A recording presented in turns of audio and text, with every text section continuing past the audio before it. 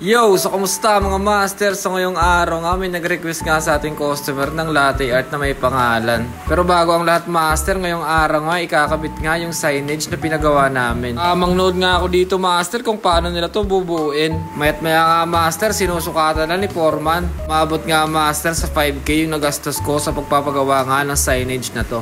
Maya maya nga master, nabubuo na nga ni Foreman yung ikakabit dun nga sa signage natin. Ito na nga lang master yung kulang sa pyesa natin para nga mabuo yung ating coffee shop. Lipas nga master ng mga ilang minuto ay siya ay nabuo na at ikakabit na nga. Tingnan nyo naman yan master pag may ilaw. Napakaangas nga naman ang signage natin. Maya nga master, pinailaw na nga ni Foreman yung ating signage. Tingnan nyo naman yan master.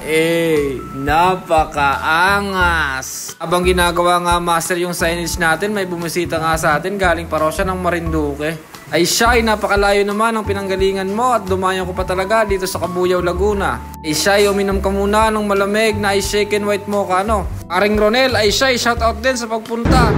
Kung alam nyo lang, pwede kayo pumunta dito sa Cabuyao, sa Birmingham. Kanto lang sa Road 14. Ayan, mismong kantong-kanto dito. Masarap. Gusto nyo makatipid, mura. Dito lang kayo. Boss, kamusta ka be? Ma'am, sarap. Tamang-tamang talaga. Salamat po sa pagdalaw. Dito na kayo dito. Ah? Dito lang yan sa Saan? Bahay Barista. Thank you. Naman master, big shout out sa mga pumunta ngayong araw na to. Isang karangalan po na mapatikim ko kayo ng masarap na kape ni Bahay Barista. Sa mga gusto pong pumunta dito ay siya ay welcome na welcome po kayo.